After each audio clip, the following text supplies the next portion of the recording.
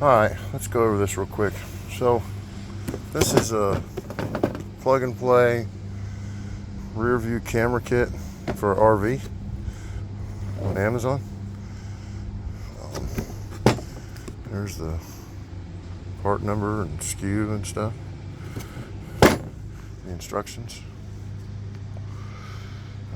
But we'll start at the front of the camper because you got to get power to the prep area of the camera. But I'll show you. That is the plate that your camper comes with over the back mount thing. And I'll climb up there and show you a little bit here in a second. But let me pause it and I'll go to the front. So unless you want to have your truck hooked up to it with the lights on, you can do this. This is also a way to test your running lights. Here's your 7-way connector. See, it's a spaded type connector. But I've just put a 5 amp fuse across those 2 pins. And what that does is it excites your marker lights. And your camera prep is wired into your marker lights. And once you take that out, the lights go off.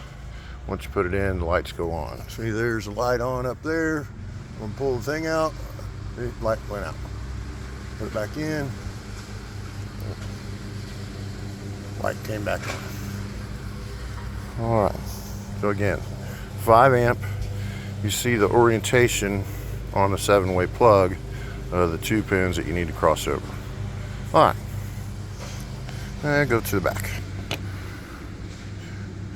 So again, this is the little plate that comes on the fixture up there that you would take off in order to install the $500 Furrion camera system. Be careful when you're taking this off because these little screws are tiny, and when I was taking mine off, I dropped one. So I went to the local hardware store and I bought 6 new screws in case I dropped another one, or 2, and I put new screws in that. So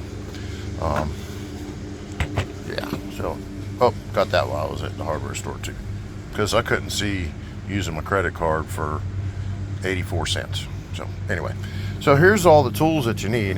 You need a screwdriver with the number 1 bit, number 1 Phillips for those tiny screws. They provide you with this Allen key, and I'll show you what that's for here in a minute. And then a 7mm wrench or socket, ratchet, whatever. And I'll show you what that's for here in just a second too. But let me go to the camera prep area. It's actually a whole lot easier than I thought it was going to be. So as you can see, the camera is on. Its wiring goes through here. They provide you with a little adapter pigtail that hooks into the prep wiring, so it's just plug and play. You can tuck your extra wires up inside this area, but that little plate that I showed you was where these screws now are. Now I guess you could actually run your wire up through this hole too, but I ran mine through the back. So there's a plate that screws on, but before you do that, you'll want to bolt this U bracket to that plate with these 4 bolts that are provided. They're stainless steel.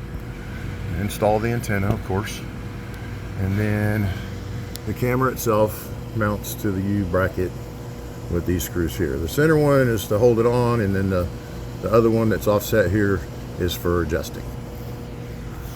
And then on the other side, I can give you 2 more screws like to lock it in with adjustment, but I figured 2 was plenty. All right, and then I haven't taken the lens protector off yet, so let me do that. And then we'll go to the truck. You can see the monitor. Let me get this thing off. There we go. All right, hold on. So it's 7-inch monitor. It also has a couple of antennas on the back of it to receive signal from the camera. I haven't figured out how I'm going to mount it in here yet, but anyway, they give you This little U-bracket, if you wanted to mount it somewhere on the dash, I guess. Seems like there was some 3M tape or something came with it too. And then these two little screws screw the camera or the bracket to the monitor. And then they give you this little Y cable. You could actually plug the camera into this and the monitor into this and plug it into the cigarette lighter and just make sure everything works before you do the install. But all there is to it, I'm gonna start it because it's hot in here. All right, so there's your camera. Here's a cable, or I'm sorry, the monitor. Cable goes into the cigarette lighter, and then let me get the monitor straightened up here real quick so we can see it. Doesn't really want to stay, but I got to figure that part out. All right, and then at the end of the 12-volt socket's a little push button, and then the monitor lights up. Now there's some settings that you can change in here for those backup lines and whatever, but you can see my little garage area, the rack on the back of the camper there, and then my generator, whatever. Anyway, it's working. Again, there's some settings that you can change. It'll receive up to, I think, 4 cameras, so you can get side cameras for it too. I want to say they were about 55 bucks a piece. I don't know that I need those. For me, this is going to be more to monitor what's on that rack going down the road, or finding out if I can get over in traffic or something like that. But pretty easy. I mean, I still got to figure out this monitor deal, but the monitor's not going to stay in the truck all the time. So anyway, I think it's a good bang for your buck.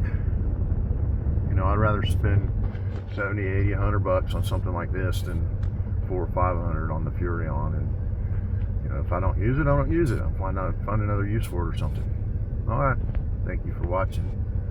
Like, comment, subscribe, share, all that good crap. God bless.